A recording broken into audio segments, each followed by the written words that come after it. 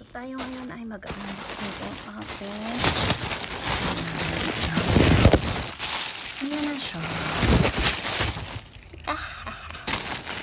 So, ito yung aking binili online. Yung 7-7 para sa aking dalagita.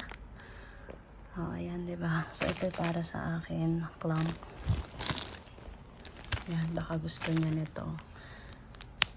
Ayan. Ayan. Napakaraming ipit. So, ito lang yan.